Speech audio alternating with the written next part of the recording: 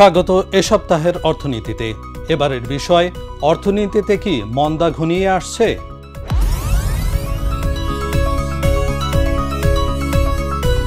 চলতি অর্থবছরে বাংলাদেশের সার্বিক অর্থনীতি সংকটময় অবস্থায় রয়েছে। আগামীতে আরও সংকটের মুখোমুখি হওয়ার শঙ্কা আছে। অর্থনৈতিক মন্দার কারণে রাজস্ব আদায়ে ঘাটতি হচ্ছে। এ কারণে বাজেট বাস্তবায়ন কঠিন হয়ে পড়ছে। অবকাঠামো উন্নয়ন ও সামাজিক সুরক্ষায় সরকারি বিনিয়োগ কমে গেছে। গ্রামীণ অর্থনীতি দুর্বল হওয়ায় দরিদ্র জনগোষ্ঠী আরও বেশি সংকটে পড়ছে।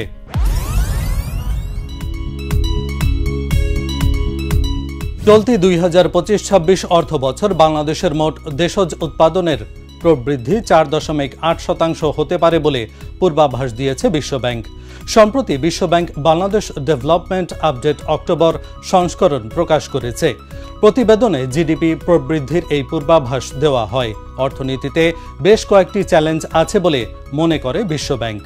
চ্যালেঞ্জগুলো হলো বিনিয়োগে ভাটা, কর্মসংস্থানে ঘাটতি, ঝুঁকিপূর্ণ ব্যাংক খাত, উচ্চ খেলাপি ঋণ ও দুর্বল রাজস্ব আদায়।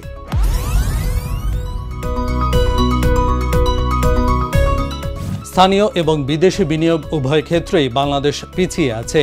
জিডিপির অনুপাতে বিনিয়োগ উল্লেখযোগ্য হারে বাড়ছে না।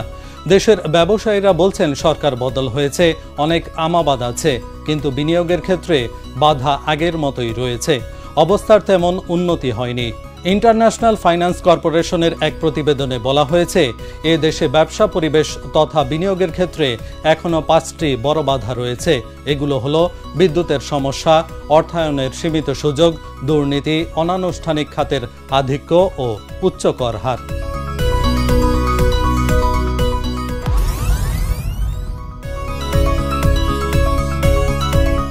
জাতিসংঘের বাণিজ্য ও উন্নয়ন বিষয়ক সংস্থা আংটাডের ২০২৪ সালের বিশ্ব বিনিয়োগ প্রতিবেদনে দেখা যায়, ২০২৩ সালে সারা বিশ্বে প্রত্যক্ষ বিদেশি বিনিয়োগ ২.৫% কমলেও বাংলাদেশের কমেছে 14%। ২০২৩ সালে বাংলাদেশ $300 কোটি বিদেশি বিনিয়োগ পেয়েছে। অন্যদিকে ভারত ২,৮১৬ কোটি, ভিয়েতনাম ১,৮৫০ কোটি, ইন্দোনেশিয়া ২,১৬৩ কোটি, কম্বোডিয়া ৩৯৬ কোটি ও পাকিস্তান $১৮২ কোটি বিদেশি বিনিয়োগ পায়। বাংলাদেশে আসা বিদেশি বিনিয়োগ সবসময়ই প্রত্যাশার চেয়ে কম থাকছে।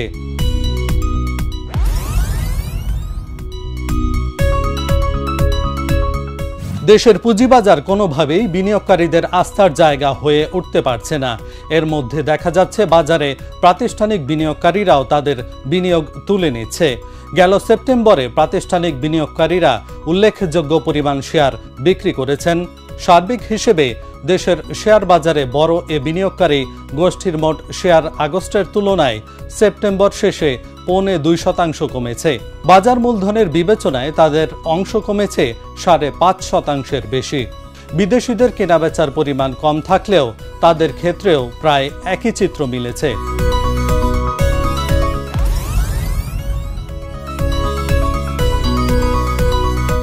গত আগস্ট শেষে তালিকাভুক্ত 360 কোম্পানির মোট শেয়ার সংখ্যা ছিল 9,170 কোটি।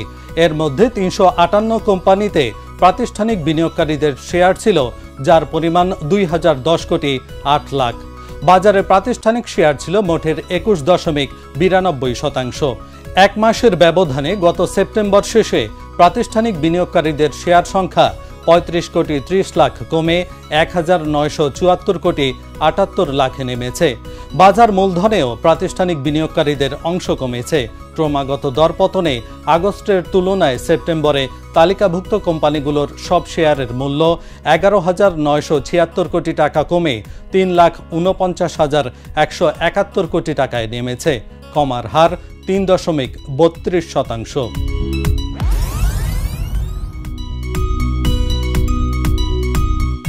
সম্প্রতি American chamber of commerce in Bangladesh অর্থনীতি ও বিনিয়োগের ভবিষ্যৎ বিষয়ে এক মতবিনিময় সভার আয়োজন করে।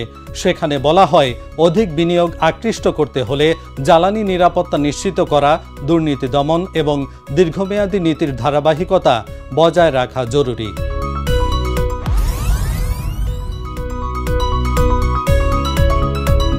এলডিসি উত্তরণের আগে বাংলাদেশ এক গুরুত্বপূর্ণ রূপান্তরের পথে রয়েছে।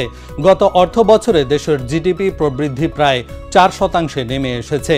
যদিও প্রবাসী আয় ও রপ্তানি বৃদ্ধি কিছুটা স্বস্তি দিচ্ছে, স্থায়ী উচ্চ মূল্যস্ফীতি ও স্থবির মজুরি প্রবৃদ্ধির প্রেক্ষাপটে আর্থিক ঝুঁকি বেড়েছে। খেলাপি ঋণের হার এখন 20%-এরও বেশি, যা এশিয়ায় সর্বোচ্চ। বেসরকারি বিনিয়োগের হার গত 5 বছরে সর্বনিম্ন পর্যায়ে রয়েছে। অর্থ বছরের প্রথম প্রান্তিকে রাজনৈতিক অস্থিরতা ও ব্যবসায়িক কার্যক্রমে স্থবিরতা দেখা দেয়। এই সময়ে বেসরকারি খাতে ঋণ প্রবাহ 22 বছরের মধ্যে সর্বনিম্ন পর্যায়ে নেমে আসে এবং মূলধনী যন্ত্রপাতি আমদানি ব্যাপকভাবে কমে যায়, যা নতুন শিল্প ও উৎপাদন প্রকল্পে বিনিয়োগ কমে যাওয়ার স্পষ্ট ইঙ্গিত। উচ্চ সুদের হার, ব্যয়বহুল কাঁচামাল ও অনিশ্চিত মুদ্রানীতি ব্যবসায়ীদের ঝুঁকি নিতে নিরুৎসাহিত করছে, ফলে বিনিয়োগ স্থবিরতা সার্বিক প্রবৃদ্ধিকে টেনে নামিয়েছে।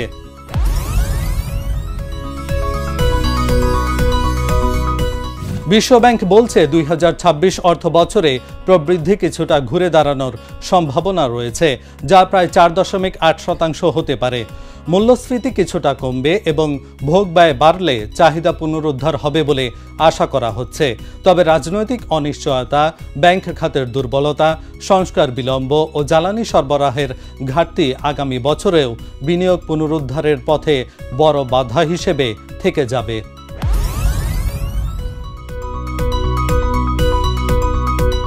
সুশাসন আর সরকারের দক্ষতার উপর জোর দিচ্ছেন অর্থনীতিবিদরা। প্রশাসনের সক্ষমতা, গুণগত ব্যয় ব্যবস্থাপনা আর মানব সম্পদের উন্নয়নের কথাও উঠে আসছে আলোচনায়। বিনিয়োগকারীরা তাকিয়ে আছেন নির্বাচনের দিকে। নতুন সরকার কিভাবে দেশ চালায়, শান্তি শৃঙ্খলা নিশ্চিত করতে পারে কিনা এবং ব্যক্তি খাতকে কতটা প্রণোদিত করতে পারবে, তার উপরই নির্ভর করবে বিনিয়োগ সিদ্ধান্ত। আজ এ পর্যন্তই। পরবর্তী এ সপ্তাহের অর্থনীতি দেখার আমন্ত্রণ জানিয়ে শেষ করছি। ধন্যবাদ।